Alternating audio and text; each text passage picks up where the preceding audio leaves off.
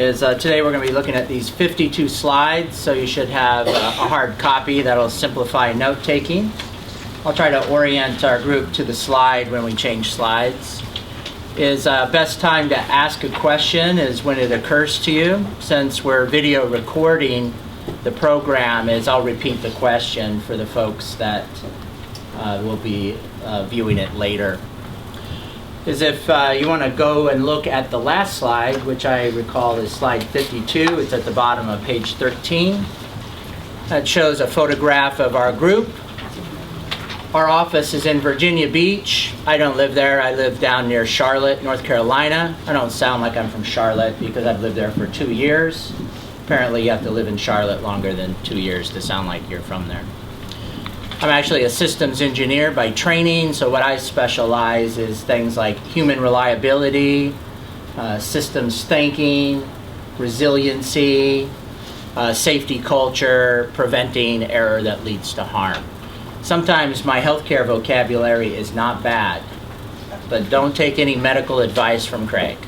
I learned all of those things from people like you that did some teaching on the spot to learn about what was happening in the cases. I do have 2 colleagues in the back, Tammy Strong.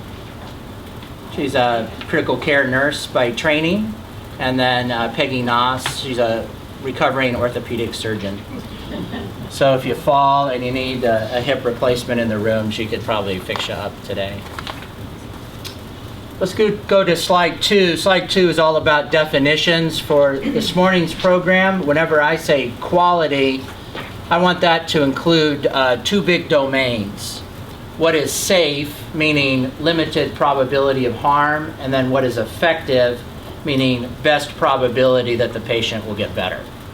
So that'll always be from your perspective, the expert's perspective. I won't have an opinion there as a systems engineer. I'll listen to you and say, this is what good care should look like. When we talk about satisfaction, though, that will broaden that definition to include the entire patient experience. So whenever we say patient experience, that means keep them safe, help them get better, and then treat them like a person in the process. Underneath that, a key definition for today, reliability. It describes how often can a healthcare delivery system deliver that best care? So it's not repeatability, it's how often does it hit the target and that it does it right. Underneath that are 2 words to use correctly every time. Risky means a value proposition where the probability of good is big enough that it outweighs the probability of bad. So any rational person would choose to do it. Underneath it, it's flipped. Unsafe means my probability for good is too small compared to probability of bad. So a smart person would choose not to do that. Now, if you look at that second definition, the unsafe word, when people use that in passing, they always know what it means. But above it, when you say risky, do people take that as a good word or a bad word? I probably should have asked, is this an English-speaking audience, primarily English-speaking? Hey, good or bad? Bad. Yeah, it always means bad. So if you don't want to say risky, here's a synonym for risky that you could use. Safe. When someone says it's safe, that means, yes, there are probabilities that things will happen, but there is so much good that could come out of this, any person would choose to do it. So when people ask me, is healthcare in the United States safe? I always look right at that definition and say, yes. Yes, it is. Because if you want a good outcome, get into healthcare delivery. If you want worse outcomes, then try to stay out in the community as untreated. So with that in mind, let's look at how safe it is. Up at the top, To Err is Human is the name of the book. It included 2 early studies, 44,000 from Colorado and Utah, 98,000 from New York. If you just look at the 98,000 number, that's 1 patient death every 5 minutes, 22 seconds. So by the time I get to my next point, and I do have one, is there'll be another patient added to that statistic. Now there is a nice opinion piece that says we tried to replicate that study and we couldn't. So they thought a consensus of a large expert body could be set aside by an opinion piece in a medical journal. I would point out, for the people that think that the 98,000 number doesn't have a strong basis, look at the more contemporary numbers. The James team used electronic healthcare records with trigger tools, and instead of a sample, they looked at large populations, and then for each trigger, they looked at that and said, was that harm or not? They estimate the number of deaths to range between 200,000 and then 400,000 per year. Here's another look at patient harm. Now we're on slide 4. And this one is less quantitative, but a little more accessible. On the left is little Emily Jerry. She was being treated for her cancer at Rainbow Babies and Children's Hospital in Cleveland. It was the last dose of the first course of chemotherapy that was done in hypertonic saline. Is that she was doing badly, was all that sodium chloride, and nursing had the wherewithal just to stop the infusion, but by the time they stopped the infusion, it was too late, and then Emily died from that. So that would be couched as a med error. And then on the right is Carol Decker. If you want to read about it, the article is Saving Carol Decker. Is that she was pregnant with her second child. She was feeling ill. She went to her OB doctor, who gave her some meds and sent her home, and then she was feeling worse, so she went to a community hospital, and they said she was sick, but she could get better at home. And then she went to another physician's office, and then when she finally got to the fourth care setting, this time another hospital, they said, this woman has sepsis, and if we start with massive fluids and antibiotics, we could save her life. And approximately 10 days into her stay, her intensivist would start using terms like she could make it. One thing that upset the nursing staff was they didn't have the wherewithal to take off her wedding band in the ED, so she lost the ring finger on her left hand, and that was a big problem for nursing, that she had lost her finger, because they could have prevented that. And you can see from the photo that that became a moot point when she lost her entire hand. So they did save her life, and her baby was born very ill and weeks premature, is healthy now. Only Carol has never seen her second daughter because she also lost her eyesight. So you can see from the photo, extremities.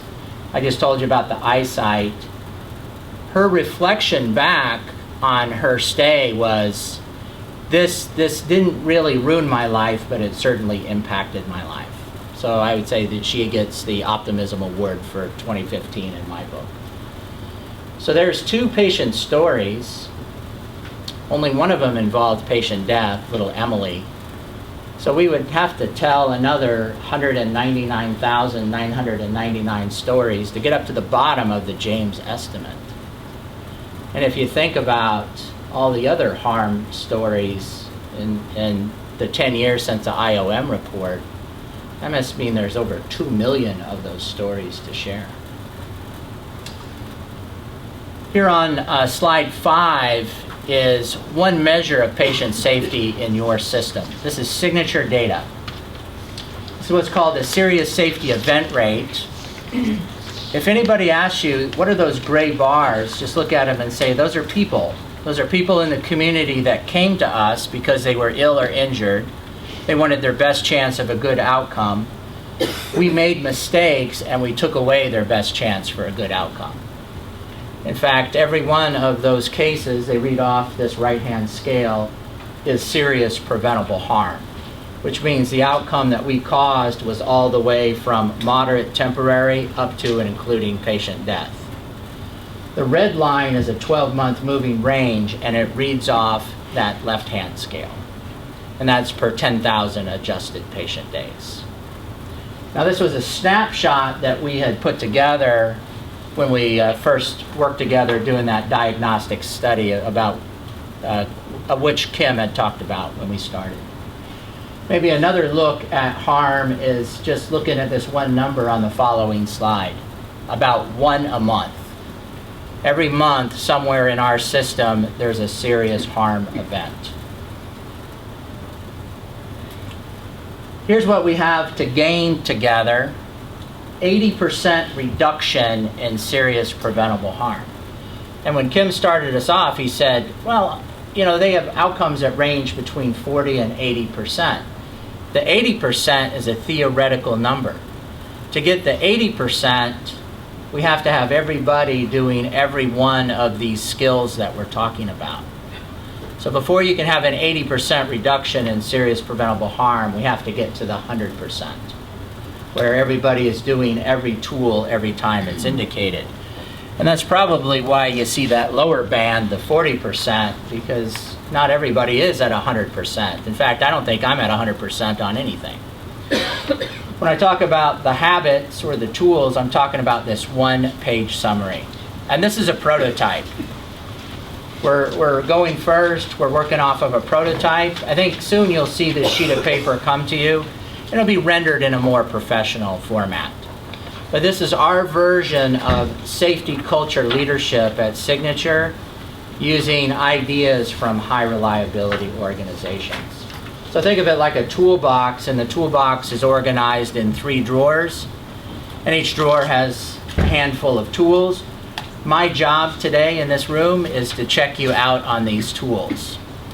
So when we call this training, I don't think we're going to be trained like a surgeon or a jet pilot, such that you walk out of this room with full proficiency.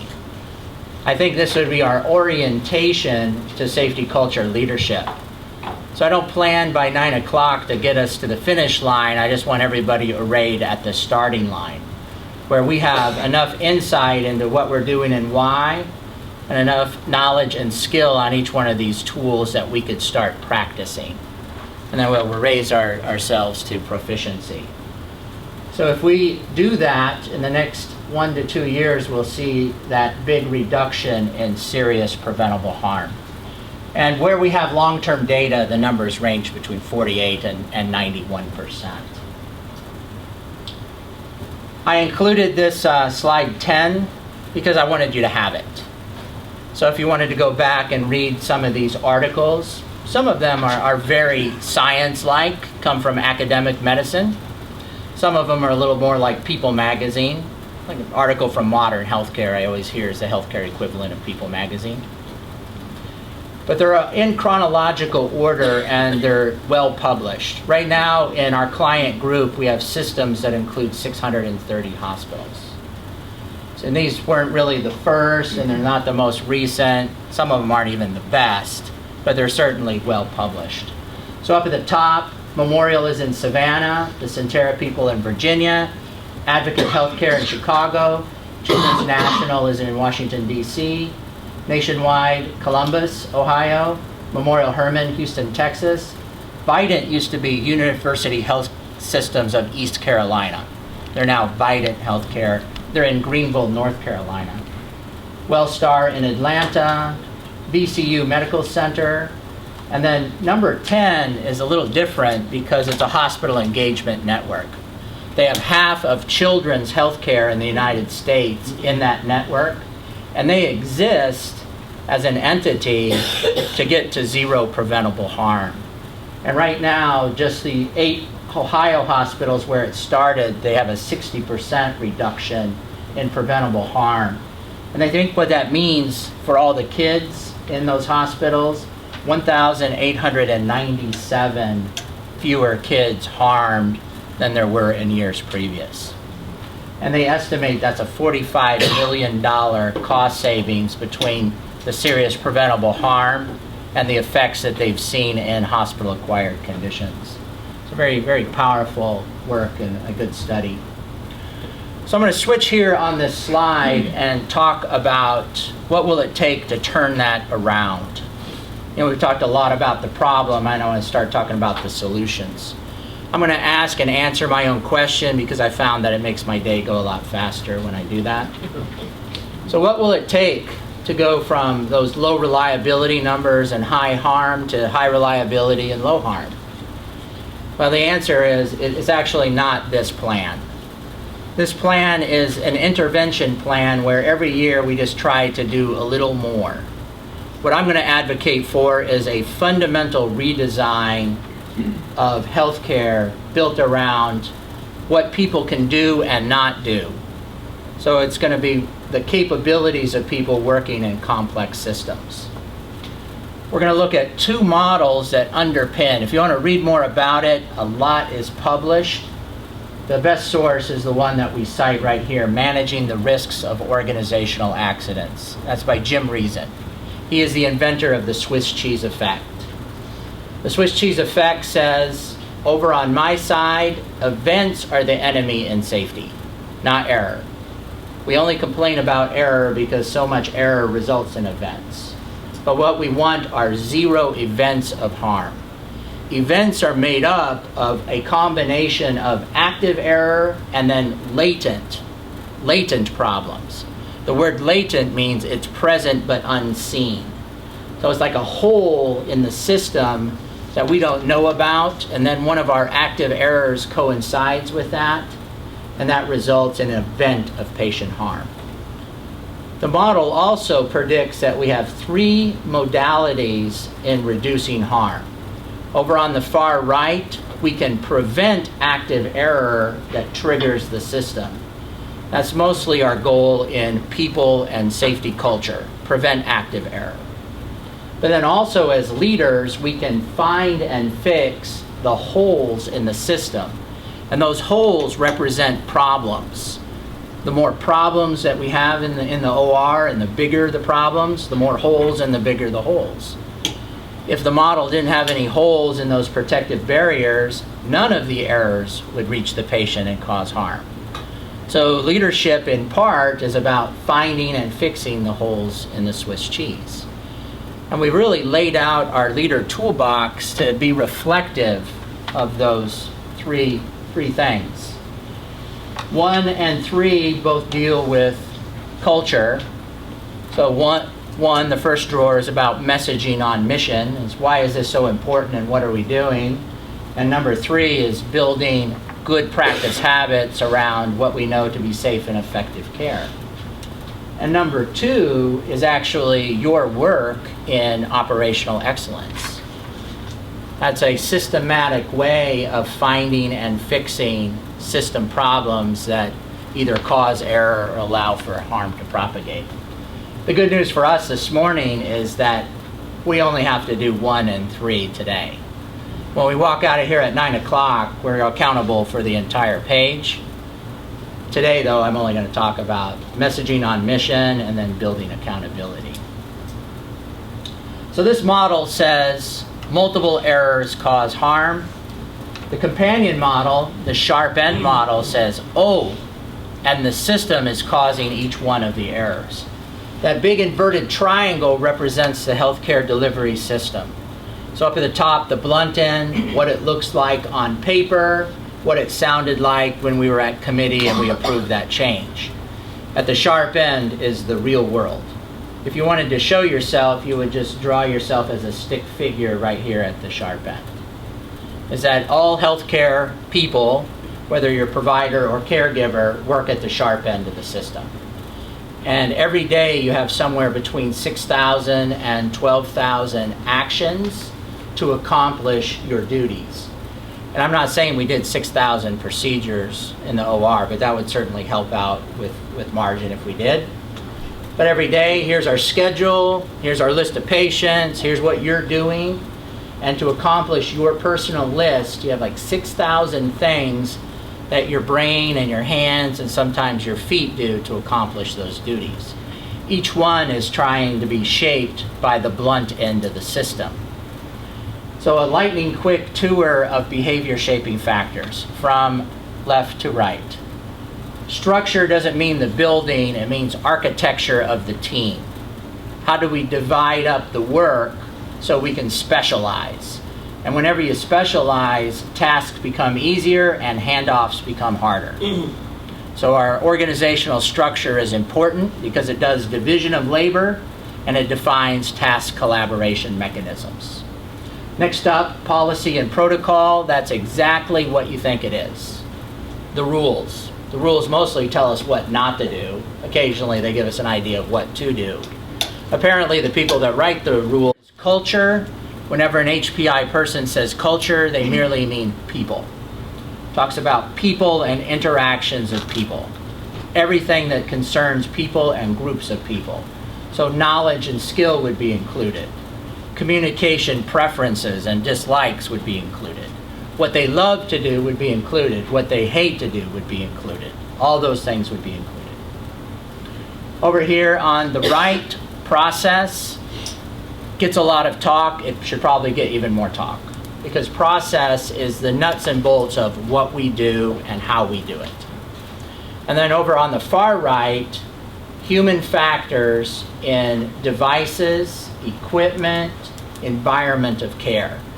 Human factoring is an engineering discipline that talks about how people fit into systems.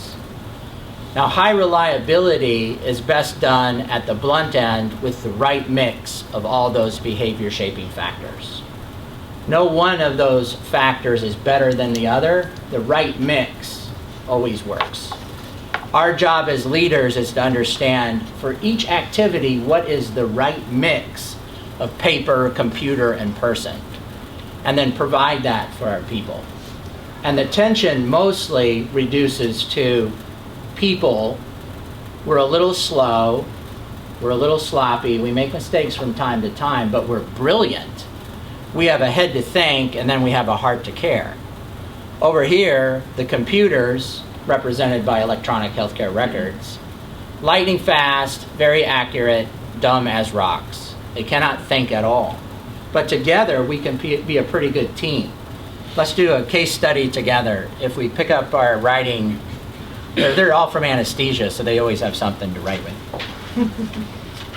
I'm going to give you 3 numbers, and I want you to multiply these 3 numbers. What is the product of 19 times 17 times 13? Product is engineer talk for multiplying. It's taking a little longer than I thought. Maybe we've been reading them off the screens too much. Let's switch to a different set of numbers, just for time. What is 2 times 10 times 12? Yeah, why so fast on that second one? We're still working on the first. Yeah, 240. Yeah, but why so fast? I barely finished the question and she told me the answer. Yeah, all those answers are correct. I'll just cut through and say the first one was hard and the second one was easy. Yet we design jobs that look like the first one all the time, and then we wonder, why does it take so long and why do we see these mistakes? If we ever invent a job that looks like that first one, give them some help. And what help would you specify? Calculator. You punch those numbers into calculator, it says 4,199. Blink of an eye. It doesn't moan and roll its eyes the way you have. Because it doesn't care, and that's the same problem every time. But you ask the calculator to do anything else and it can't. Even simple questions like, how do I get to radiology? If somebody asked me in the hallway, how do I get to radiology? I'd say, don't worry, I'll get you there. And that's assuming I have no idea where radiology is. But I would just strike off in a plausible direction, and I quickly would scan for a signature badge.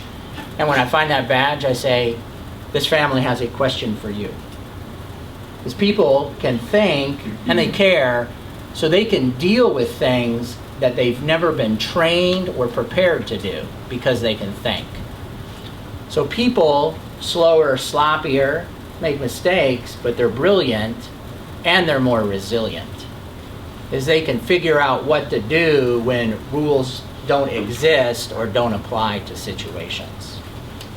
So that's what we're looking for in our safety culture, is just to have the right mix. We do want an EHR, and we do want a protocol, and we do want a flow sheet, and we do want a checklist, and all those things are right and good. But we also want our people to think, and think together in care delivery teams. Now, everything I said is actually on the following slide, which is slide 12. You look at that photo and I'll read you the quote. Decker, who writes mostly about aviation, pointed out at the sharp end there's always discretionary space. And there's space where no system intervention will reach. It's up to us, the people working at the sharp end. So what that really translates to is policy can't make us do it. Policy is not a forcing function, it is merely a choosing function.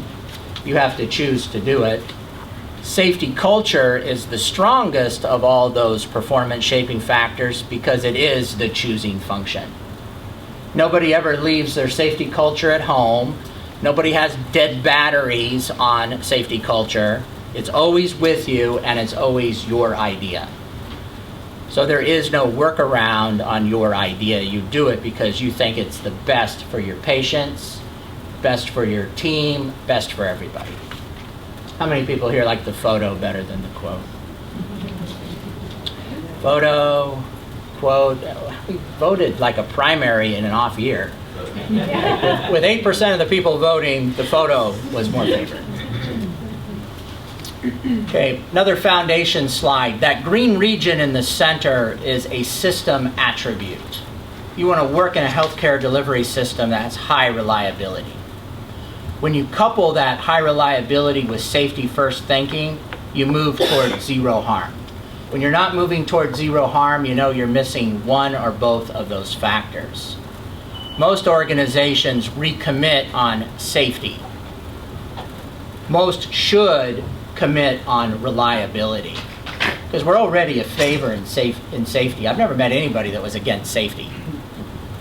But we work in systems that are complex and not very functional. So it's the human error aspect that results in harm. And since we see harm as leaders, we don't like it, we start to systematically work to improve the reliability of the system. That's what you're doing in operational excellence. You're trying to get nasty on dysfunction and drive that from your care delivery systems. Now, as the systems become more functional, then the quality improves, the satisfaction improves, even the efficiency improves. Because a huge myth in patient safety is it costs more and takes longer. No, the safe systems are also the more efficient systems. They do better in time and they do better in cost. And that's true in every industry where we've worked. Nuclear power, transportation, including aviation, manufacturing, and in healthcare. Apparently, there's no downside to doing it well. It helps you across the board. So we're starting up here at the top in saying that we want to drive dysfunction out of the system from a safety perspective, because that gives us our best talking points on keeping people safe. But once we've created this attribute called high reliability, we're going to use it for everything. We're going to use it for quality, we'll use it for satisfaction, we'll use it for cost. Now I want to switch, and now I'm on slide 14. Changing culture. Culture shapes behavior, and the best way to change it is actually by changing behaviors. So behavior is both the end and the beginning of culture. Everybody that does culture change today uses a 3-step model. Step 1, define the change in terms of behaviors. What will we be doing? It's easier for us to act our way into a new way of thinking than to think our way into a new way of acting. So once we've defined the behavior, then step 2, enable the behavior. Give our people what they need to do that if they choose. And then step 3 is help them to choose. And I can see my office trying to help me out 2 different ways. First, they put a key there. Step 3 must be the key. In fact, step 1 is the fun part. It's like picking out carpet for a new house. Easy. Step 2, it's kind of a chore, but we know how to do education. Schedule a room, get it on people's calendars, get butts in chairs, talk, nod, then go. Once we've completed that step 2, we're like 5% to the finish line. So training doesn't take us across the finish line, it gets us to the starting line. We have to spend the next 6 months, 18 months, 10 years bringing those behaviors to practice habits. And that makes us in this room very important, because we as leaders carry half of the load in accountability. We're a relatively small group, but we have half of the influence. The other half comes from that peer group. Huge, much more frequent in interactions, viewed as less influential, and they shy away from the difficult jobs. The leader is always pressed in for the difficult service. So both of those groups have roughly 50% of the influence. That's why we devoted that drawer 3 in our toolbox to building accountability. So I'm going to ask and answer another question. If we want an 80% reduction in preventable harm, should we have more rules as represented by the heavyweight champion of the world? The National Patient Safety Goals from the Joint Commission. This is the version for hospitals. There's another version for outpatient settings. Every one of those rules is necessary yet insufficient to get the results that we want. So I'm going to advocate for the right. More tools. We need tools to prevent error. Now, every one of those errors has a system cause. I firmly believe that. Human error is system caused. Yet people, because they have a head to think and a heart to care, can still prevent 3 out of 4 of those system-caused errors. We did a study together, and these are signature data.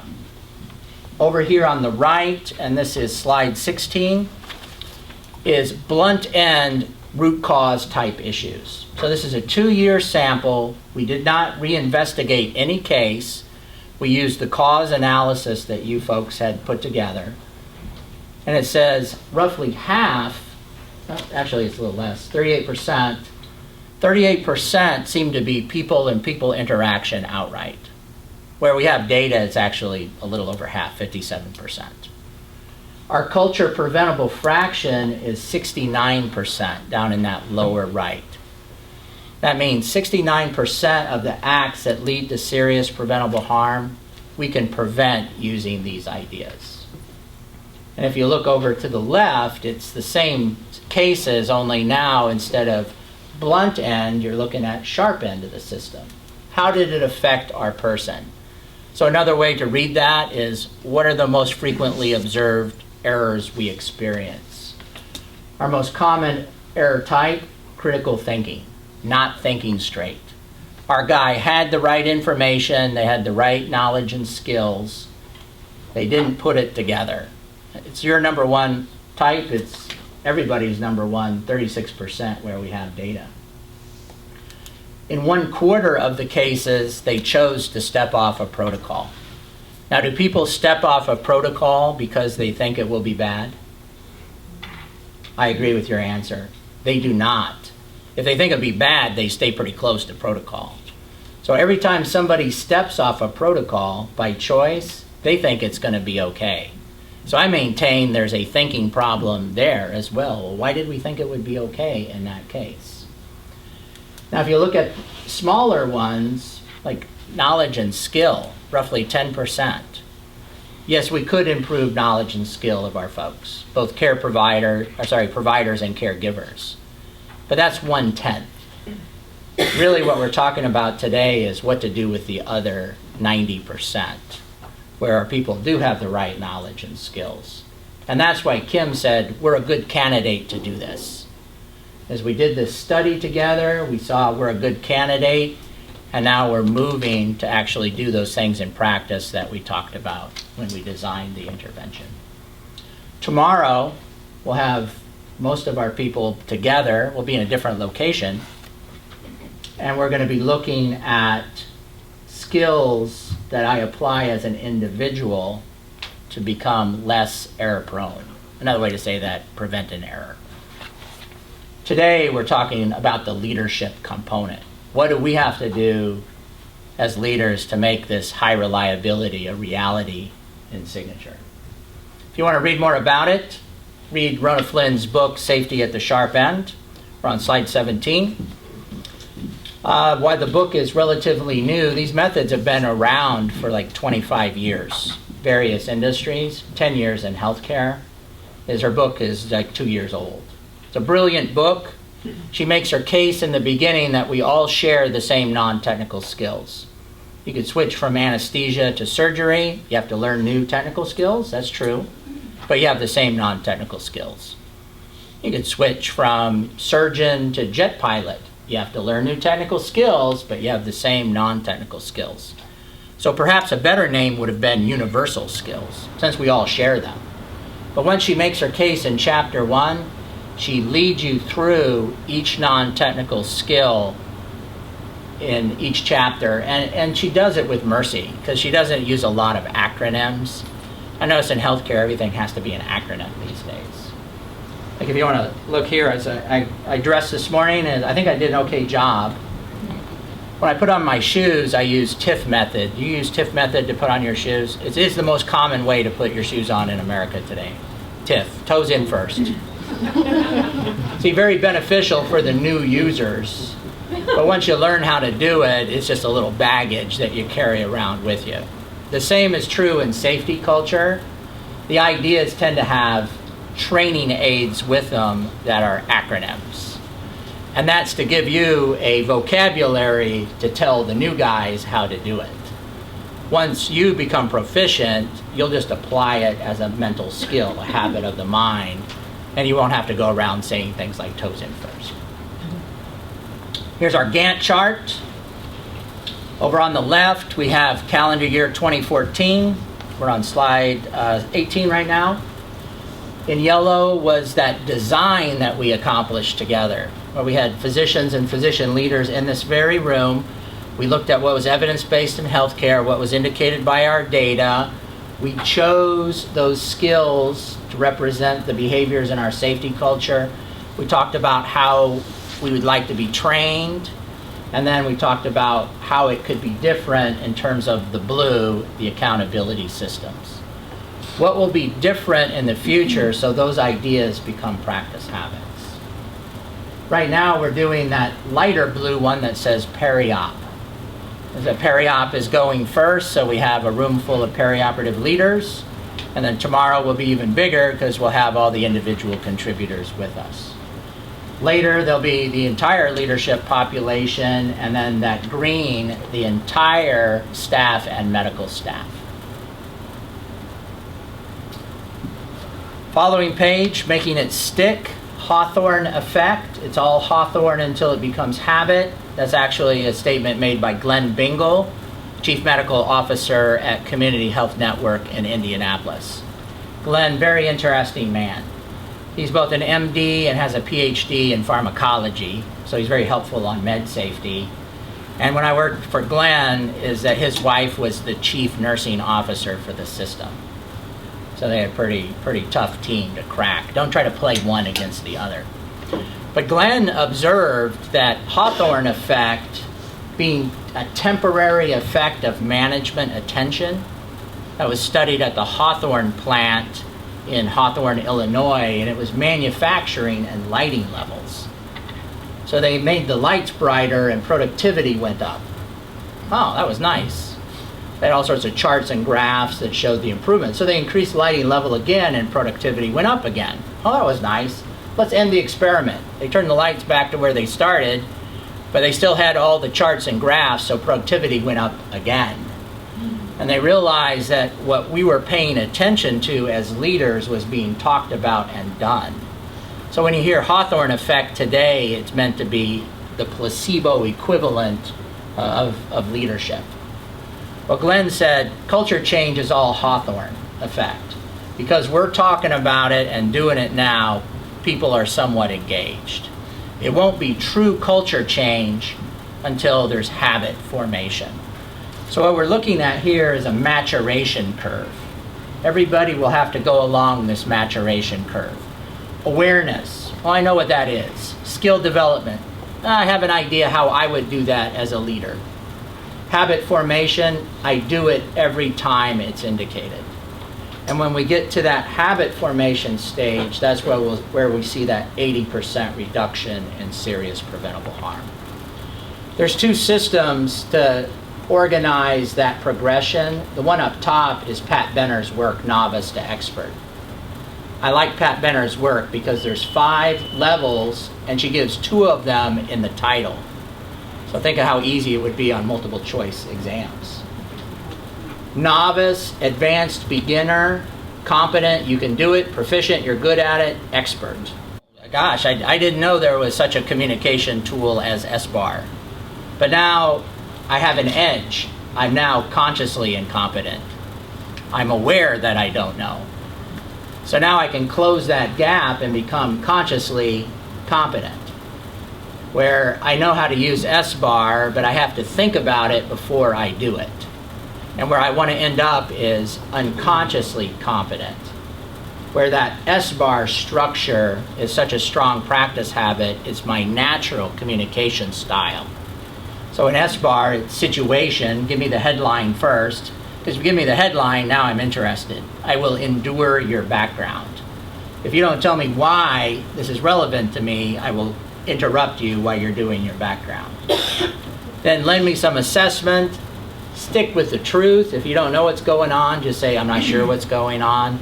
And then the R becomes the request. What is your ask of me?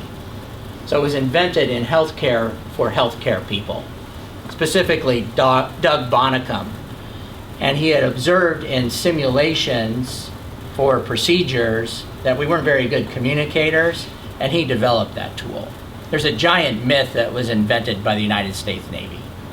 Because I worked with those guys for years, they never said SBAR once. But they did tend to talk like that, so maybe it was an aftermarket tool that went to some of their styles. So what we're doing in culture change is the same. We define the behaviors for staff and medical staff. And they're evidence-based and indicated by our data. Then we're going to teach everybody. They're going to go back to their regular jobs and start that skill acquisition process where our scrub techs will realize that, hey, this is where I need to use that self-checking tool. And then every time they think about it, they'll do it. And eventually one day it will become the habit. They've acted their way into a new way of thinking, and we'll be able to prevent those errors. Those few errors become fewer, and then we'll have fewer cases of serious preventable harm. That's our plan. I'll pause there for any questions. Question for the group, did we get cups? We do have cups.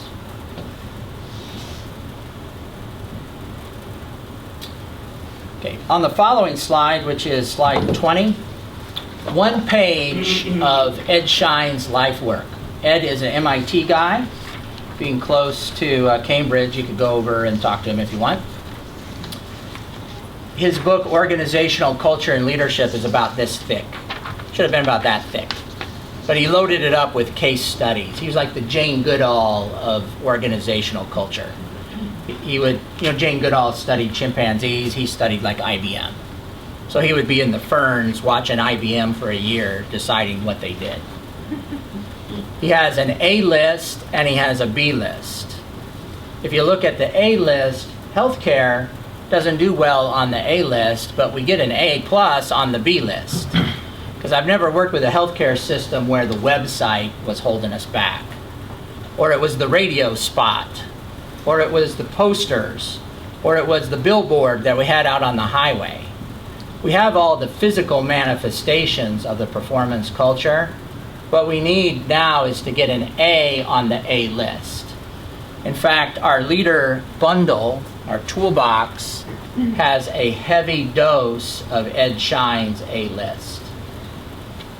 If you take a peek now at the fact sheets, our team was kind enough to work with your team and put together a one-page cheat sheet for each leader tool. And the fact sheets are stapled together. The first one on the top says, start every meeting with a safety message. Craig, on each table there are a couple of those packets. That is correct. I think we chose not to create a pile of these, but we have them for you to look at, and then you can go and download a copy. Yeah, we actually will have a web page, very much the same way we did for Ebola, that will have all of the slides and every tool. Good, good. So there'll be a web page similar to the work on Ebola, and they'll have a PDF file of the toolbox and the fact sheets, and you could either reference them there or create a copy.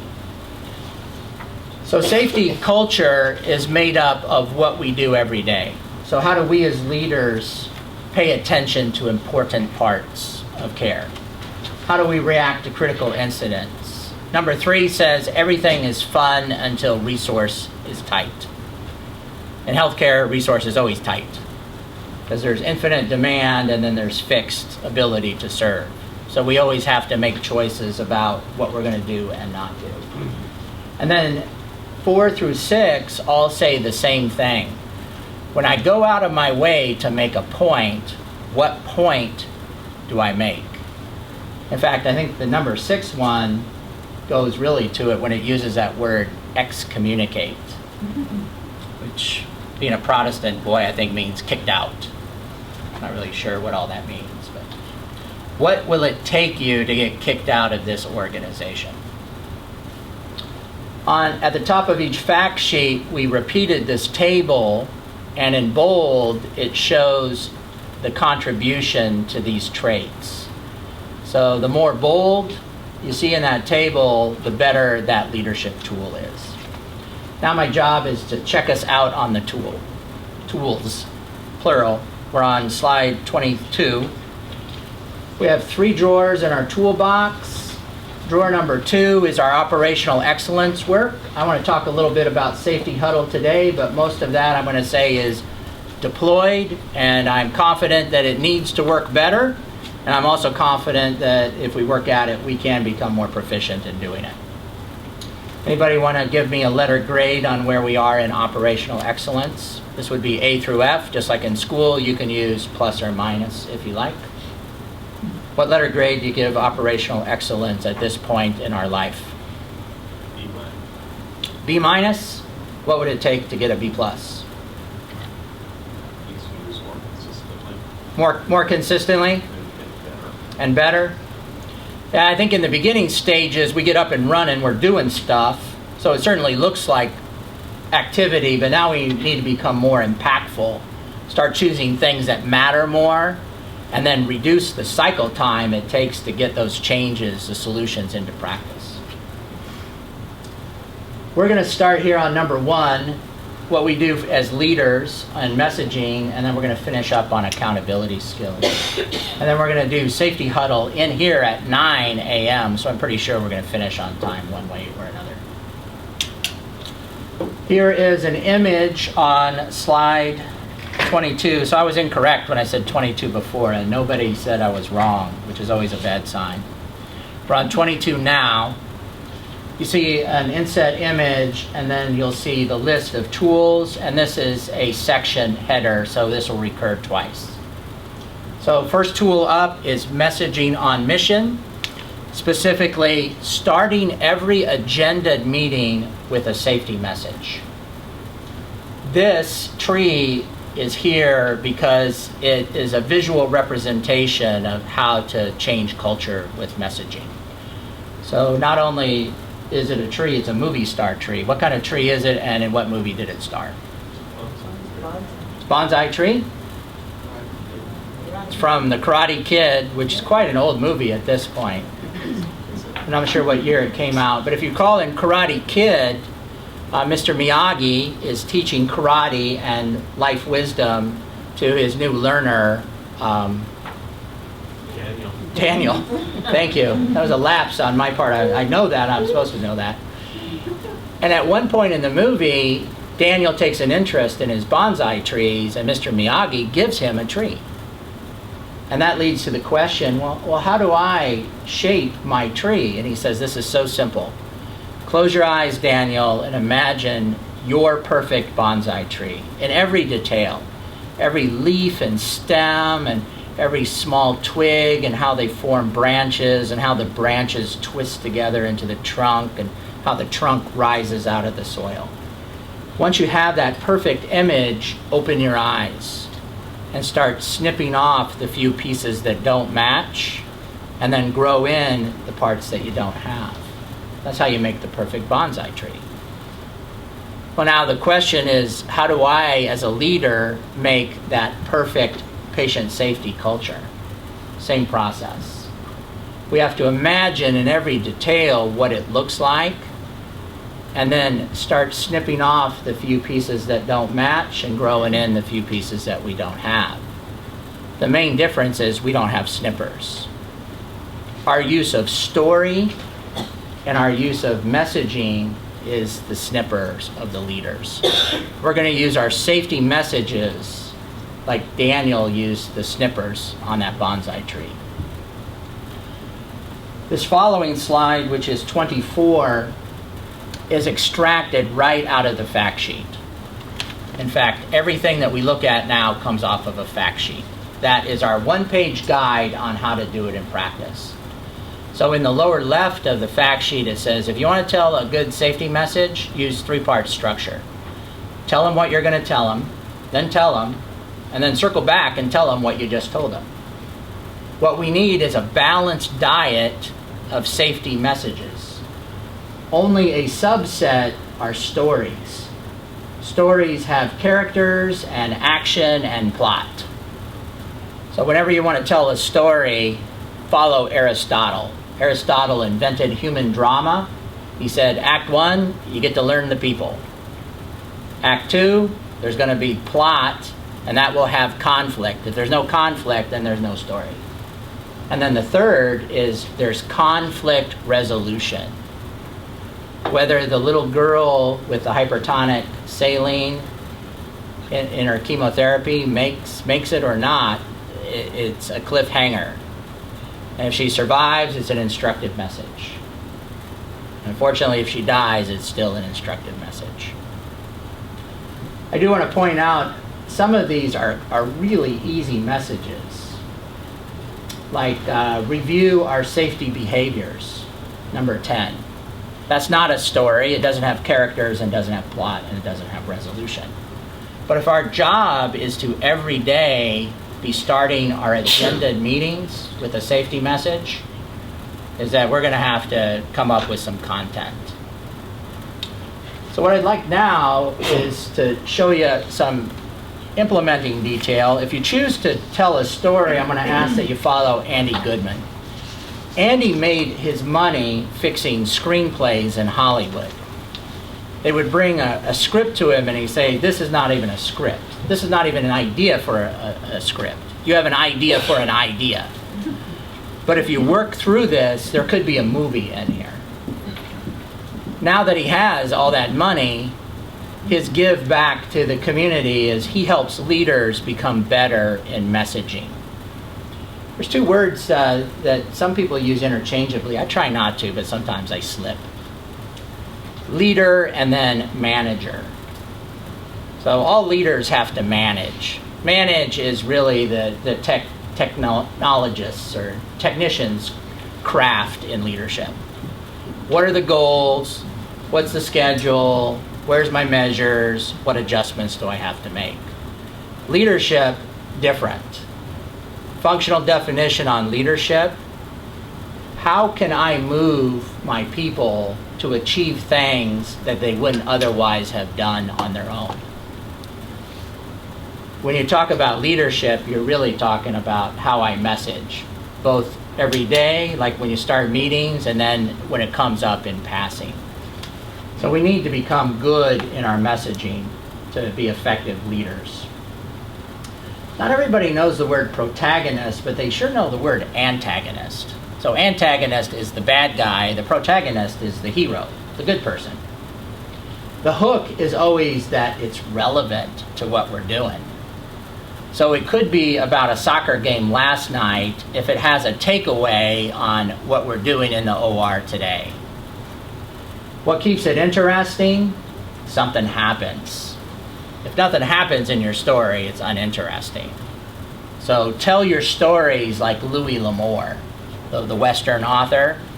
Just start at the beginning and bring it through.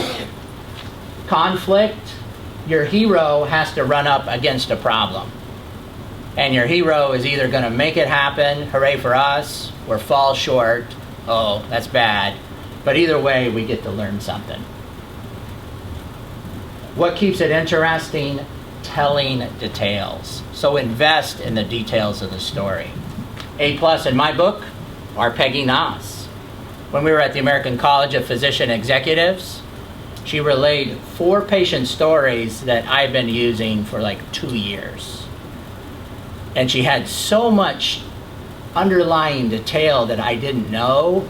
And her large physician group, they're all doctors, so they were intensely interested in the medicine. They really latched on to those details. So it wasn't like a little kid in Florida that got too much medicine. His name was Sebastian Ferrero, and he received 63 grams of arginine. 63 grams. The physician order was correct at 5.5 grams. So it was primarily a pharmacy dispensing error and a nurse monitoring error. But then later, we were in Washington State, and she told that same story to a different group. And a lot of the names changed and fell away, and she concentrated on the details that were relevant to them. I think she talked about Sebastian's parents and how they came from Venezuela, and the little kid was brilliant, and he spoke, what, 4 languages? Three. Well, he was working on another in my story. Yep, 3. It's those details that make the story memorable. The emotional hook is in there. It's like there has to be an aha or a wow moment. And the wow moment in Sebastian's story is when he stands up on the sofa and screams out at the top of his lungs, "My brain is on fire." It was from that massive overdose of that amino acid. He ended the infusion by saying his brain was on fire. They sent him home. He was very ill. His parents brought him back to the ED.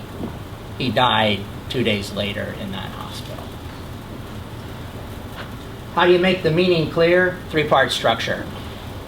Circle back to why you were telling them the story. Here is a 1-page guide, and this is reproduced in part on that fact sheet. But you can actually write out some notes in preparing for your message, or you can just get your beginning and your end together. I think it's always better to have your end in mind. My grandfather passed away. Well, actually, both my grandfathers have passed away now. But my dad's dad, my grandmother insisted that we all speak at the memorial service, which was hard on all the grandkids. And my sister, she invested heavily in her opening. She did not invest in her end at all. So she had no place to stop. She just kept talking and crying and talking and crying. Pretty soon I was crying too, mostly for her. I invested in my clothes. So when I said that, I recognized that that was my end, and I just sat down. You want to do the same thing in your stories as well. The only part you want to script is the beginning and the end, and then just let the middle flow. Because telling a story is actually a triangle. There are 3 entities in your story. There's your audience, 1. There's you, the storyteller. And then the third is the story itself. And the story changes as you tell it in the moment and from the next time that you tell it. Because the things that were important to your group, you'll bring those out in more detail, and the stuff they didn't care about, gets retired as detail emeritus. So what do you think? Can we do this?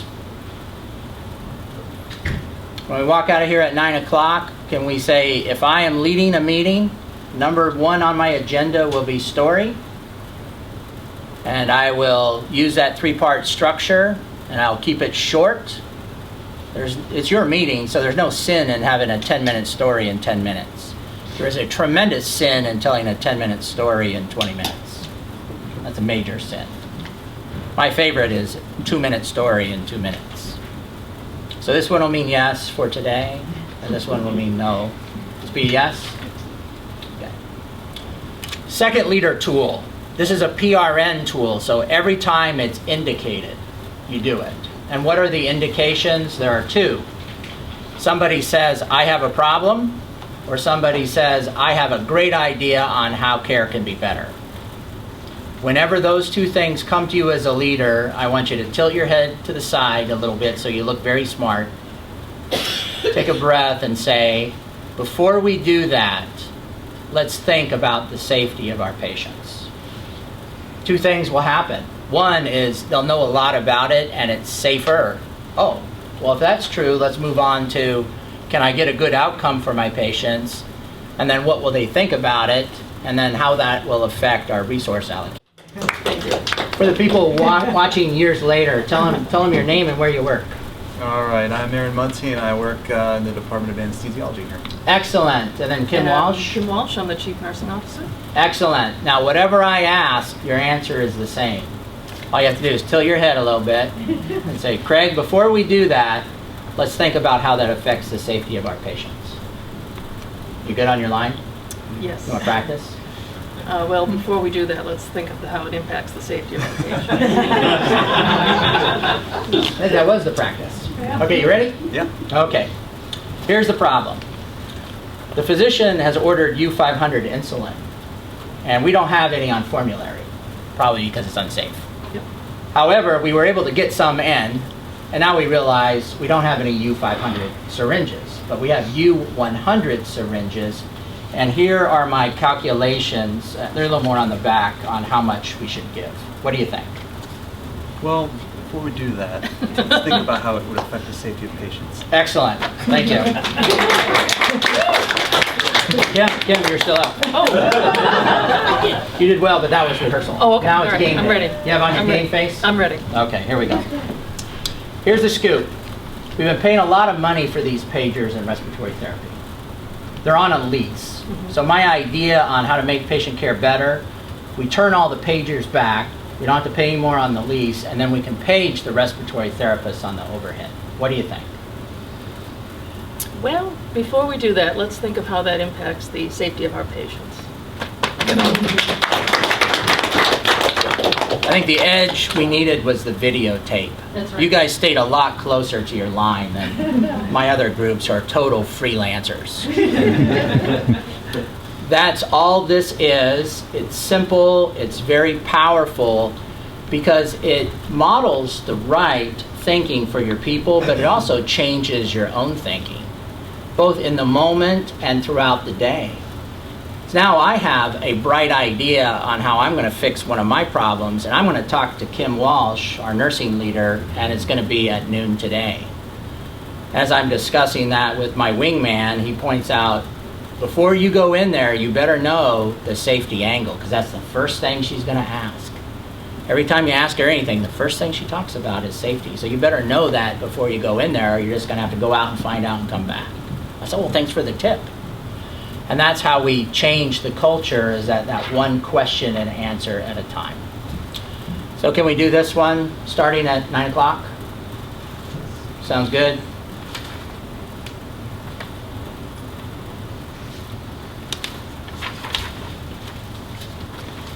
Okay, another PRN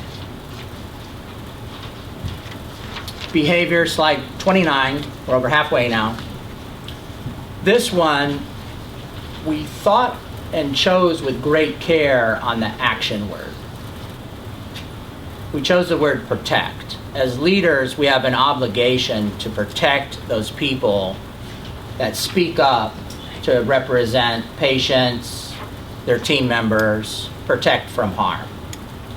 Right now, I am convinced that within Signature, if one of our folks speaks up and stops something that's unsafe, and they're correct, they're a hero. So we're already partway there. You can already be a hero by stopping something that is unsafe. I am less convinced that if I stop and it turns out that we were okay, that I'm still a hero. Now I'm the guy that just incurred another 15-minute delay in an otherwise busy schedule. We'll know that we're making progress when that second person is a hero just as the first. Because when they brought up the question, are we certain that this is safe, we didn't know the answer. So we were going to do it without knowing the answer. We spent 15 minutes to find out the answer. So now we know it's safe. Well, now we can proceed. So that was actually a 15-minute investment in knowing what we were doing is right. This is one of the few leader tools that has a before, during, and after. So we have to start today by laying foundation. Talk to your people several different times, several different communication channels about it is okay to speak up. In fact, it's preferred. In fact, we have an ethical obligation to do it as professionals. And whether they're right or wrong, if it's a valid question, I'm going to stand behind my guy. Then when it happens in number 2, be first to take action.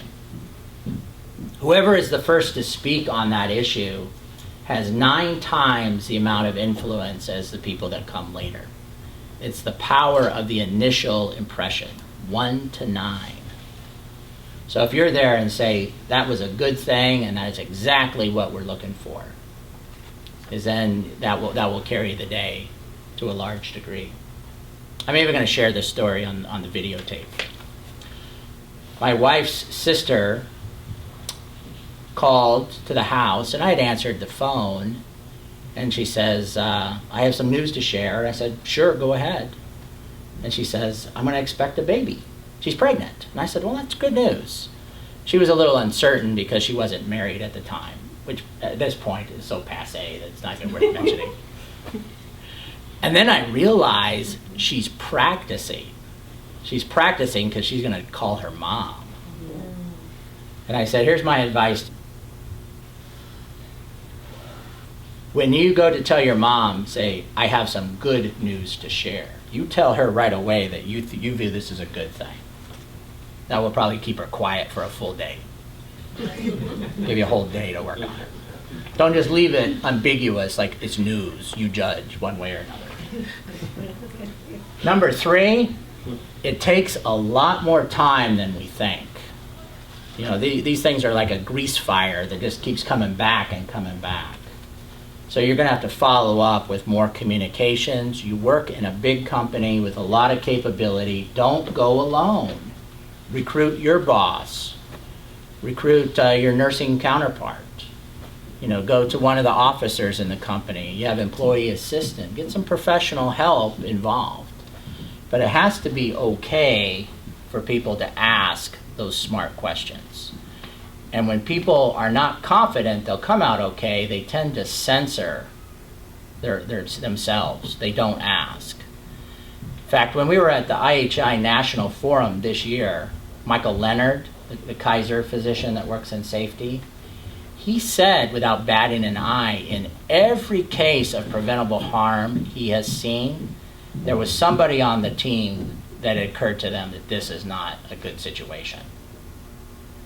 And those people they either didn't say anything or they didn't make that understood by their team members. I was just so shocked that it was so definitive, like every case.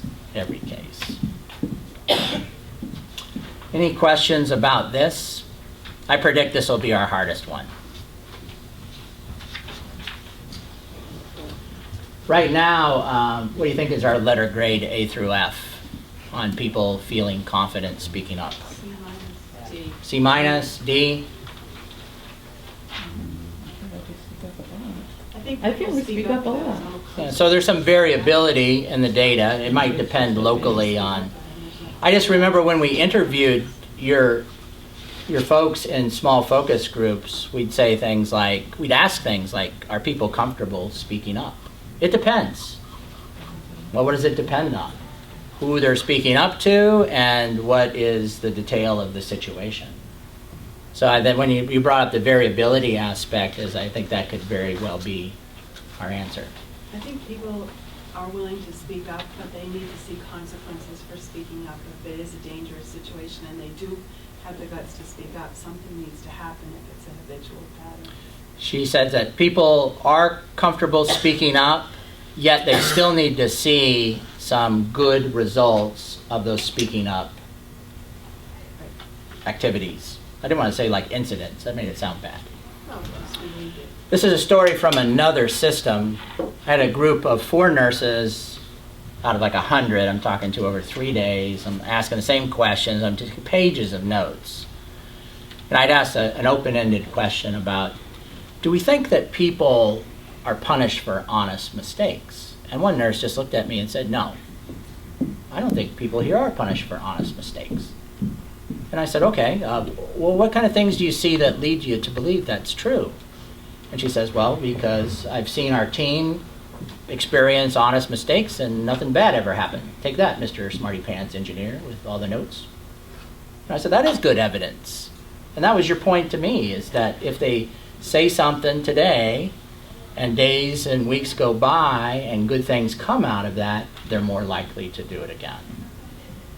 If they stick themselves out there and they get in trouble, then they're less likely to do it again. If they stick themselves out there and nothing good ever comes out of it, then they're less likely to do that again.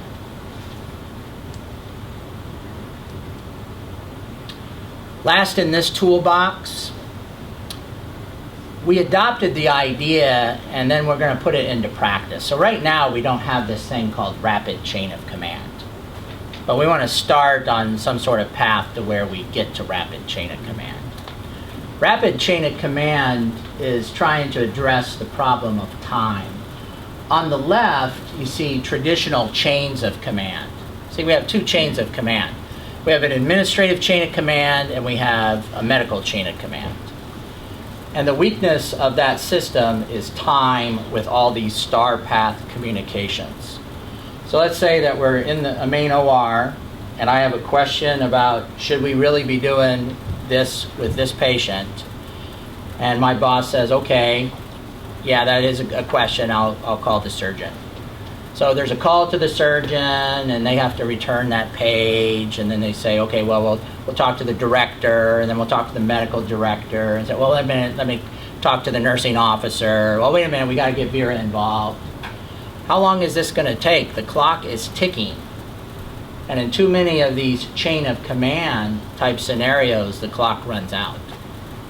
In a rapid chain of command over on the right, everybody always has the ability to use traditional chains of command. It's your choice. However, if we think there's not time or there's trouble involved in that, we can dial direct and save. Most systems that have this set it up akin to a code. So they would call the operator and ask for, let's say, rapid chain of command as working title. A snap page goes out, and in 5 minutes you could have an administrative officer, a nursing officer, and a physician leader all standing there. Now the paradox on rapid chain of command is every client system that has it in our group, none of them use it. It's the ones that don't have it that seem to need it. And I think the edge is whenever you know that in one phone call everybody on the planet will know, it's a lot easier to stay closer to what we agreed to in the patient care committee, or what the protocol says, or what the state law requires. Any questions about the rapid chain of command? Okay. Here's a placeholder for that second drawer, which is our operational excellence. And the only one I wanted to talk about in here was daily safety huddle. You know, you have your operational problems. They're one of the few opportunities for us to get together and talk about what will it take today to have another safe patient care day. So you have a 3-part agenda. You have a 24-hour look back. So everybody gets to report on what do we need to know from the last 24 hours. And then where we want to grow in the future is do better on the 24-hour look ahead. We're not saying we don't have a 24-hour look ahead. It's part of our agenda. People are speaking to it. But we can always be better in anticipatory thinking. And what we want are for operational difficulties to come forward today. If you can tell me today that we lack X or Y or Z, we can get something for you. What I don't want to hear is in tomorrow's report that, oh, we had this thing that happened with a patient because we lacked X or Y or Z. You guys remember a TV show called Early Edition? It was set in Chicago, and our protagonist, he got tomorrow's newspaper the day before. And there was some cat that was always associated. I didn't get the part with the cat. But the tagline for the show was, what would you do if you had 24 hours to make a difference? So he had 24 hours to read this story, like woman killed in auto accident, and intervene to prevent that. Well, I thought that was very interesting. What if we had 24 hours to make a difference? And then I realized I do have 24 hours. Every day I have 24 hours to make a difference. That's true for everybody every day. The big difference is he had a news story that told him the name of the person and the location and the time. That's an advantage. You don't know who or when or how, but you have the same challenge. So he has just one person to protect. You have like all 20 in your charge, or all 46 on your unit, or all 58 on your schedule. And you don't know when. So you can't really play one-on-one defense. You have to go to the zone. The zone. That's a basketball analogy. Should I have gone for the basketball analogy? He said yes, but he didn't look very enthusiastic. What letter grade do we give ourselves on our daily safety huddle? A through F. Sometimes comparison is hard because sometimes I feel like an A and then I see the other guys and realize I'm like a C. And sometimes I feel like a C minus and I see the other guys and so we're a B plus for sure. I didn't actually play golf when I was young. I hear that's an advantage to start when you're younger. But I was a caddy at the best country club in my hometown. And I would carry the bags for all these great golfers. So I just had this impression that it was incredibly easy. Oddly, I never picked up a club and tried to hit the ball. If I tried even once, I realized that this is not a natural act. When I swing a golf club, it looks exactly like an octopus falling out of a tree. Kind of give you a little mental image of that. So now I'm like out of college and working as an engineer at a big electric company, and they said, why don't you come play golf? I said, I actually never played. I'm kind of familiar with the game. So it's a scramble, and there's A, B, C, and D player. You go, well, what do you think you would shoot? This is where the overconfidence does all the talking. Well, it's my first time, so I think like maybe 90. Yeah. It's not easy. Here's one slide on the look back. It's okay to talk about patient safety and personal safety. So you want to talk about both. It's better to talk about issues behind events that either happened or could have happened. So that's that retrospective. On the look ahead is you're talking about what will make it hard for us to do. So things that are infrequent or we've never done before, first of a kind, very complex, lots of people involved. Other things could be problems like with equipment and support, is we're trying to anticipate the problems in advance so we could work on them.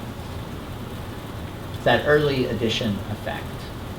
Any questions about daily safety huddle? Okay, we'll see it in action. This is a placeholder slide where you get to look at all of these operational excellence. Some involve Japanese words. And now I just want to go down here and do this third drawer. Accountability. Accountability is a dirty word. In fact, I think it's going to be censored from the tape. Every time I say it, he's just going to beep it out.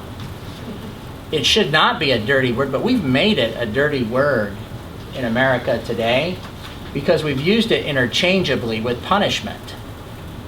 Punishment is one thing that people do to instill accountability. But the word accountability is not a verb. It's an adjective. It describes them. When somebody has high accountability, it means they're intrinsically motivated to meet all of those performance standards we've established. They don't do those things because they think they're going to be caught or punished or rewarded or thanked. They do it because they know that it's right. And that kind of accountability is built over time. And it comes mostly from interactions you have with people. People come into your work life, they come into your personal life, they might leave your life, but they have some sort of impact. Sometimes they serve as a bad example, like, oh, I don't want to be like that. Sometimes they serve as a great example. They never said anything to us, but they did their work so well, I just aspired to be like them. Sometimes they would actually help us. And at times we realized that it didn't feel like they were helping, but they were doing tremendous help. Like somebody that cared enough to take you aside and said, you're not doing it right. Most of us as adults just politely ignore shortcomings in each other. Keep peace in the family. So whenever you go out, that's probably the home office saying, you're talking about accountability and you should not be talking about accountability.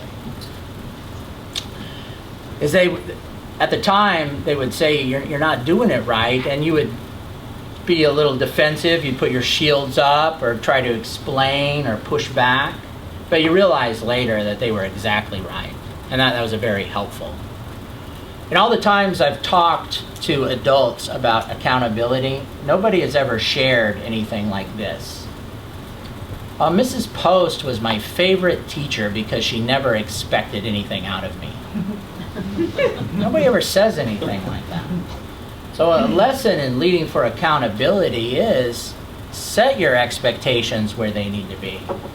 Then as people work their way up there, you can be pleased. If you set your expectations here, even when they meet them, you're still not happy. So that seems to be a recipe for everybody being unhappy. It's okay. We need to be connected to the world outside. It's okay. Now we have a tool, 3-to-1 feedback, here on slide 37. Slide 37. And the name is to remind us of the best ratio between positive and negative reinforcement. Always do cartoons first. This cartoon is Farkas. It's called behavior modification.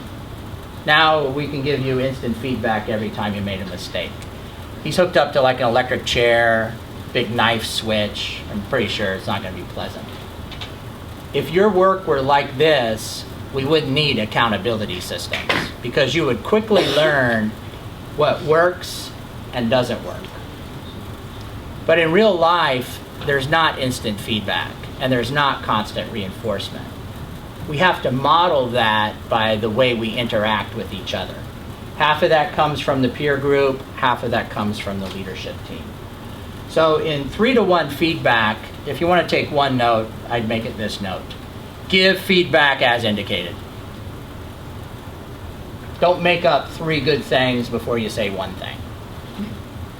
So if you walk in and it's bad, just say stop. So now I've got that negative piece. Now I'm looking to build some volume on the positive side. Next thing happens, it's like, oh, don't do that. Now I'm 0 for 2. I'm going to need a big feedback day if I'm going to end up 3-to-1. But there is no manufacturing good stuff just so you can say what you want.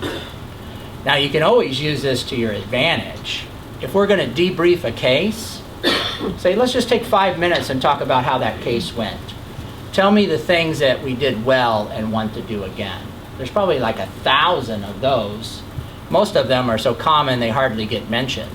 So you can build volume on the positive side. And then say, okay, enough on that. Now, what would we want to do differently next time? Well, I can't think of anything. Well, I'll say, okay, well, how would you grade our work on that case? A-. They can't think of anything, but they give us A-. What would it take to be an A+? See, whenever you ask them what they thought and they say, okay, what would it take to be great? Then it opens them up for how can I do it better? So you could manufacture a 3-to-1 ratio if you want, like in a debrief situation. I just wouldn't do it in a meeting type engagement. When you're walking up to somebody or you see something from afar, always give feedback as indicated. Why no sandwich? Yeah, she asked about the sandwich approach. In sandwiching feedback, we were taught as leaders to start with something good, even if it was unrelated. Then make the point that you want in the middle, it's like the meat in the sandwich, and then finish with something good. And so you can leave the interaction on a good note. That works if you're like in a debrief situation, where you're talking about like lists of things. You just organize the list. If you're doing it in a meeting type engagement, then to adults, they see through it very quickly because it's scripted. All of the studies on sandwiching feedback were done with children, and it wasn't tightly scripted. So it works there. And now we're trying to apply it with adults, and it doesn't work as well. In fact, the bigger the wind-up, usually the bigger the fall. Because I have clients tell me all the time, "Oh, Craig, I know you mean well." And you have all those data and all those case studies, and every time I send you an email, you attach 5 documents in a book. But, and as soon as they get to the but, this is now real message. The word but is a verbal negator. As soon as you say but in a sentence, it just crosses out everything up to that point. One quick save as a leader is whenever you feel the but coming on, just say and. That's a quick save. And then next time, try not to paint your way into that sentence structure. Lightest touch. Always use the lightest touch possible to get the change that you're looking for. Sometimes that lightest touch is not very light, but it is the lightest touch that gives you the change that you're looking for. There are 3 heads to accountability systems. It's like a 3-headed monster. I chose a monster with some care. It's that we have performance appraisals, which are infrequent and a relatively weak reward process. And then over here we have this other head, which is discipline, which is infrequent. Most of us are not receiving discipline. And it's always punishment.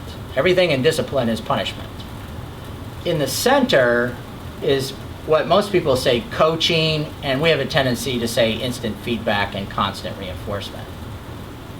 But it's hard for us to see, so we can't manage it very well. We never really know what we're getting. And that hidden one, that hidden third, carries all of our results. In fact, read Aubrey Daniels' book, right here, Bringing Out the Best in People, bottom of slide 39.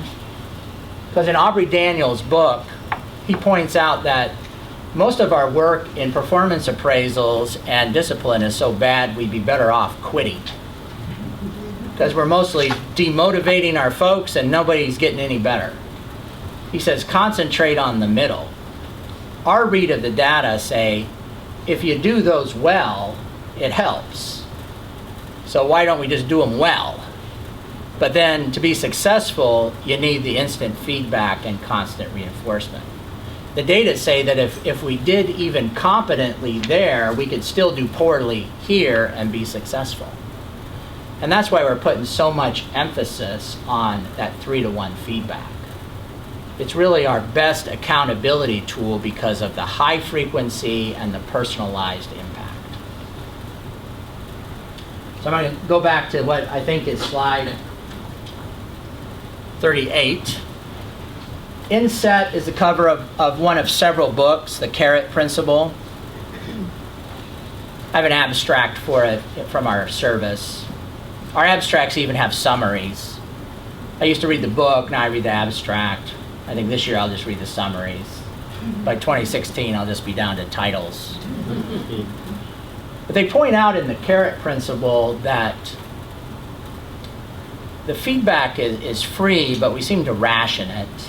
And what the employees want is to hear more. And look at that bottom line, return on equity and return on assets. Those are general measures of business performance. The business organizations that concentrate on feedback, they just do a lot better than those that don't. So it really begs the question, why doesn't everybody do it? In fact, I heard from a speaker at Stanford, Huggy Rao. His new book is Scaling Up Excellence. He pointed out in a case study about Google, they don't use the expression feedback because that sounds too much about the past. They call it feed forward. What's our takeaway for next time? The past is the past. Let's not have to worry about that. But what are we going to be doing next time? So he's really interested in raising everybody's practice. Here's a simple one-page guide on giving that good 3-to-1 feedback. The words positive and negative are psychology terms. So positive doesn't necessarily mean pleasant, although it often is. It means whatever you said or did made me more likely to do it again. And the word negative doesn't mean nasty. It means whatever was said or done, I'm now less likely to do that again. Some people don't like the word negative, so they'll tuck like discouraging in. That doesn't help me. I was actually better with negative than discouraging. I want you to get out there and discourage everybody as much as you can. Negative reinforcement is important because it's the only thing on the planet that stops unsafe and unproductive behavior. People do not stop behaviors until things start happening. I'm not talking about patient death, I'm just talking about it's not working for them. But when you finally do stop a behavior, you have to replace it with something, and that's where that positive comes in. Look at the bottom on the right. Whenever you teach, number 3, offering a practice tip, it's a 2-for-1 special. Because your teaching makes them less likely to do it that old way that didn't work, and makes them more likely to do it that good way that you just showed them. Especially if it's an insightful, handy practice tip. So here's some handiness. We're in January now, which means we're halfway through the college basketball season. Everybody's starting league play. By the time we get to March, there's going to be this huge basketball tournament, March Madness. I have no idea how many teams are playing this year. They just change it every year. Does anybody know how many teams are going to be in the Division I tournament? 65, 68. It's a nominal 64-team field with play-in games. So let's say that there's 4 teams that play in, so there's 68 teams total. How many total games will be played in the entire tournament to determine the champion? Kind of another math problem. We did well on those math problems, didn't we? Look at they're shaking their head like, no more math. You play to win the championship? Yeah, how many games total? No, it's not a trick question. Trick question. Yeah, I like the clarification, but it's not my intent to ask a trick question. How many games total in the tournament will be played? So if we do like 4 teams to play in, that's 2 games, right? So keep track of that. If we're in anesthesia, we can keep track of stuff. 34. Okay, so we got 2 games. Now we're 64-team field, so we have 32 games. So we have to add 32 to 2, and now we're a field of 16, and we have 8 more games.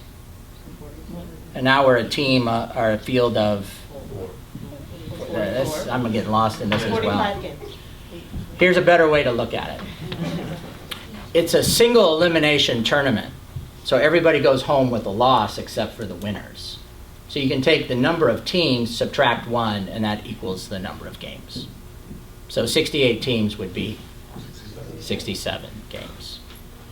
Isn't that easy? What if it was 128? 7. What if we had 1 million teams in a Division I tournament? We would know the answer. Now, once you know that, nobody goes back and does all this math stuff. That's what your operational excellence should look like, is coming up with solutions to problems that cut through all of that. There's a rule of thumb is complex systems demand simple rules. In the Kaiser system, if your O2 saturation goes once below 80%, you're going to go to the ICU. And if you look at their outcomes, they are a lot better. And you say, well, that's not a very insightful rule. Yeah, but complex systems need some simple rules. So now can we cut through some complexity in our work with some thinking like that? Creating big computer systems that calculate things for us, I don't think is more reliable. Don't put that on the tape. So if we want to build volume on the 3 to 1 side, we need some nonverbals. Head nod is very powerful. It's working for you today. Whenever you nod, it says, Craig, move on.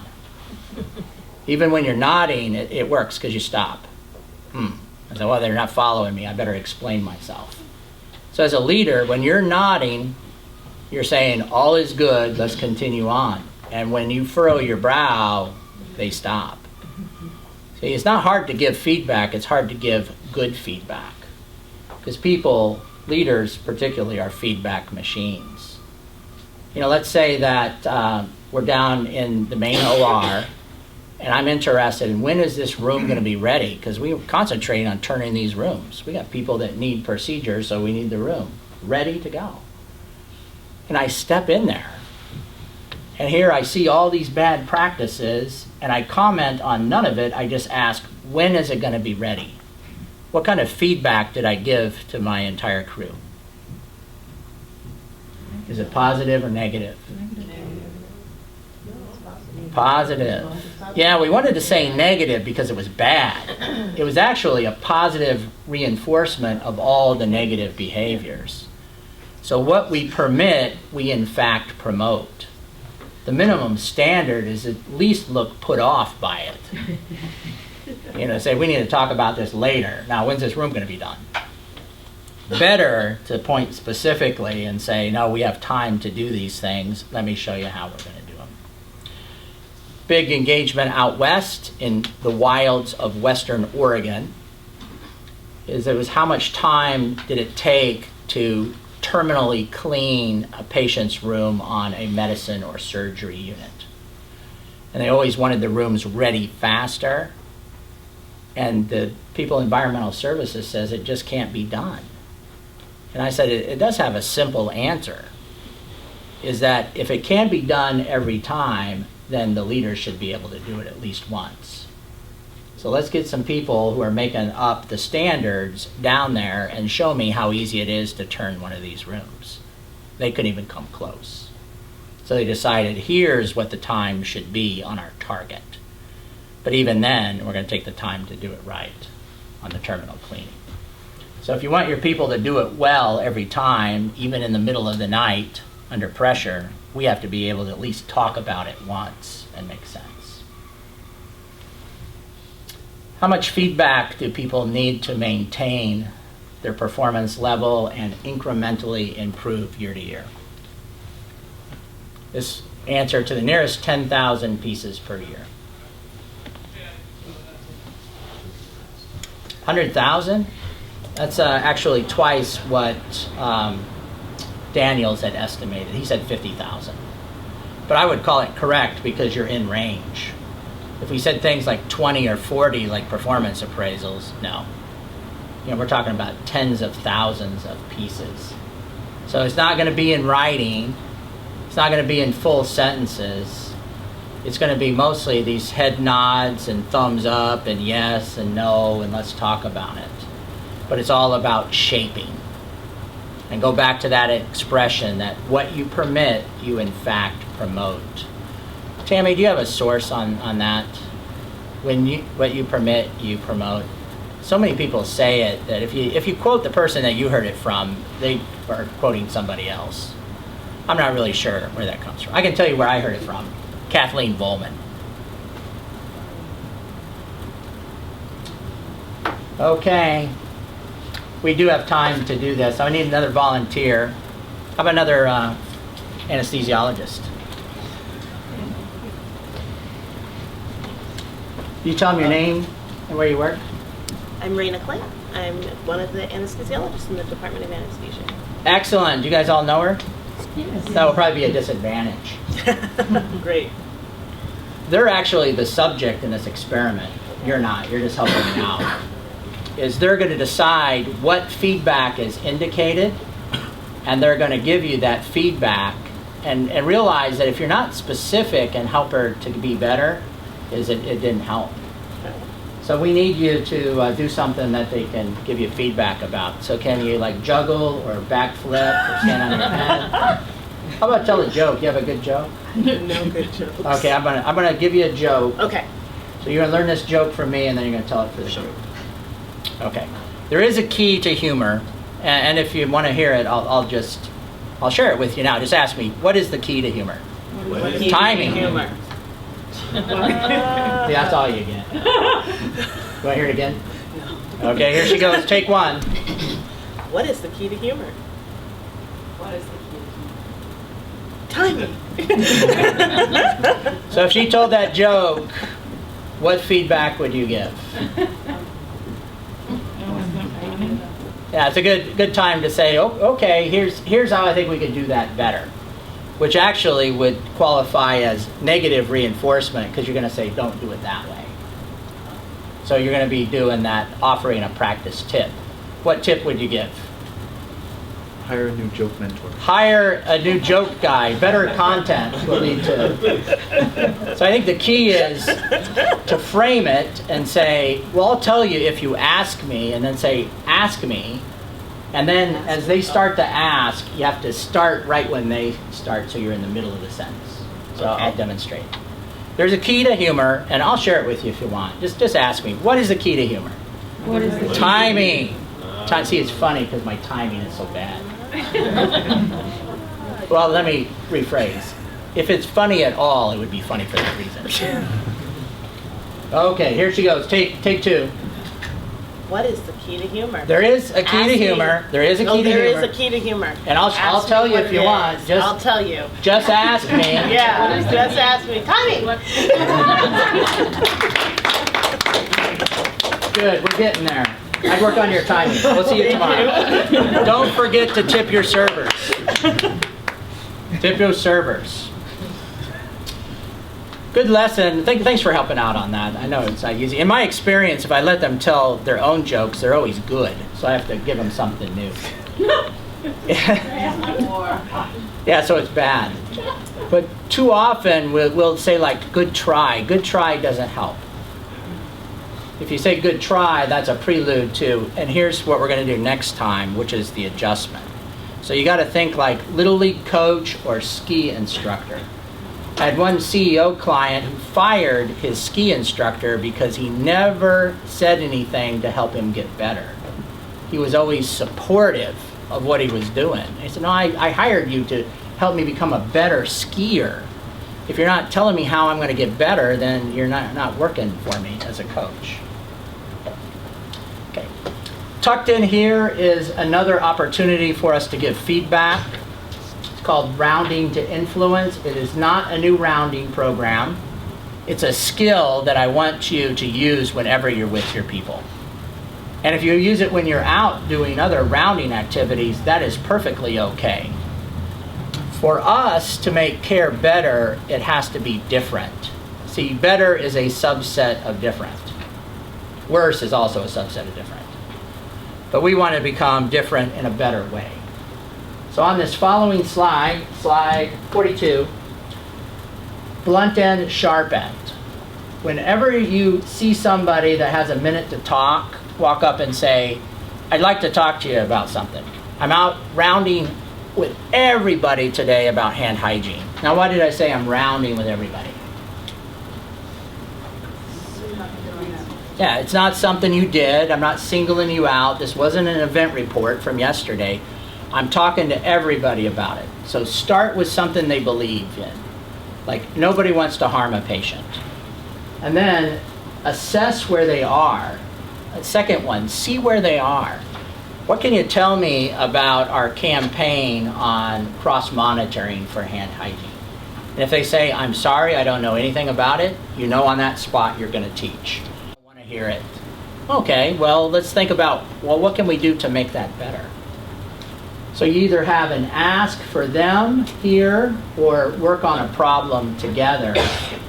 But number 4, there's where you ask for the change. Is you want to ask them something personal, is usually small, it's always within their capability to do, that they're going to work on. So I'm going to demonstrate, and here's a simple script. Here's my colleague. You say, hey, I am out rounding on everybody today about SBAR. What can you tell me about SBAR from that safety culture training we did back in the spring of 2015? Do you remember all the way back to then? If they say, oh, I'm sorry, I don't remember too much about SBAR, produce a one-page fact sheet about SBAR. You can get that off that website that Vera spoke of. And you say, here's SBAR, invented at Kaiser by Doug Bonnicum, puts the situation first, then the background, then the assessment, then the results. I want you to take this one page, invest some time tonight, and learn it. Because tomorrow when I see you, I want you to teach me. Can I count on you to do that for us? See, that's my close. Can I count on you to do that for us? And my ask, They didn't know, so they're going to learn it. If he had said, oh, I know all about it, but it's hard to do, I would have had to come up with a different strategy. Now, our plan in Rounding to Influence is that we will push some content out and share it with you, and you could use other people's dialogue, but you need to be able to write your own. And these are all things that are common to you that you want your people to do reliably. And if we want them to do it reliably, we should at least be able to explain it once. What questions do you have me for Rounding to Influence? Okay, last topic. We want to balance two things that are important to us. On the left, we want to learn from problems that we have, including harm events. And I need everybody to practice to high standards. So I can't afford to have something that's called a blame-free environment where everything goes. But then I can't punish people for honest mistakes that they experience in practice, because if I start punishing people for honest mistakes, then they'll quit talking about them and everything will go underground. All high reliability organizations do this balance. And they do it well by differentiating between what is an honest mistake, let's learn and support, and what is not an honest mistake, you really need to change what you're doing, which is an accountability issue. So we looked at several tools, and the tool that we picked, you have a full-sized copy of it here. It has a long name. It's called Performance Management Decision Guide. On one side, it's for staff, and the other side, it's for medical staff. The only difference is the medical staff version avoids all employment language. It's not set up like you're an employee, you work for me, I have the right to discipline you. You're set up as an individual credentialed provider. You're a member of the medical staff, and that's evaluated through medical staff mechanisms. If you want to read more about it, start with Jim Reason, the Swiss cheese guy. He even coined the expression just culture. And later, people like Sidney Dekker wrote a book, Just Culture. David Marks put together a Just Culture algorithm. A lot of people use Just Culture, but you don't have to behold to those people. It was actually a Jim Reason statement. And he said the reason you have to do it is there has to be trust, and trust means clear line between what is okay and not okay. Because if you don't have a clear line there, you'll either have everything goes or nothing goes. In a fair culture, no punishment for honest mistakes. You look at the system problems, you change the system, that changes the behavior. Here's a nice statement from Dekker. If everything goes, then in the end, no problem may be seen anymore as safety critical, and people will stop talking about them for just that reason. It is our responsibility, leaders, to differentiate. Here's the tool. You'll use it every day. Don't use it just when you think you need to do discipline. Say, here's something that happened. What do I know about this person in this instance? Start over here and then look at the act. It's always in the framework of an act. And then look for fitness for duty issues to screen those out. And then look right here for reasonable standards. Like, faced with that information, what would a reasonable person do in that instance? Look for both aggravating and mitigating factors, and if you still can't figure it out, compare. It's called the Johnston substitution test. Where he said, if I had a group of people, this person did 1,000 times, made one mistake. This person did 1,000 times, made 3 mistakes. This did 1,000 times, 0 mistakes. Those are all the same data. In human reliability, those are the same. Only a mathematician would say they're different. So you say that 1 and that 3, those are system-caused human error. I should address that through operational excellence. I should support my people. Different scenario. We all did it 100 times. One person experienced 1 error, second 0, the other 19. Those are different data. You have to circle that third provider and say, what is different about that provider? Don't ask what's wrong with them. Say, what is different about that provider? Because learning the causes to that gives you a pathway to recurrence. We want to prevent recurrence. And sometimes you do that by teaching. We know how to do that. Sometimes we do that by process changes. Sometimes we work in accountability space. But you're going to use this tool to look at what is the right mix between fixing systems and using accountability skills. There is the MedStaff one. It's in red. And then I just have one more topic. I know we're getting pretty short on time. I'm going to wedge it in. Last slide. In the future, we're going to have a tool called Red Rules. Red Rule is a communication tool. You're going to use it to tell other people what is so important to us. We're not going to step off of that protocol even once.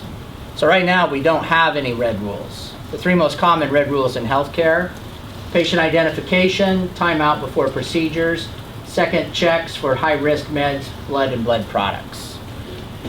Right now, we're going to start on a journey to get red rules. First, we have to learn how to use the Performance Management Decision Guide. And then second, we need to use operational excellence to fix system problems that get in the way of good choices. When we have those two things in place, we can go live with Red Rules. So thanks. Thanks for coming. I wish you all the luck in the world.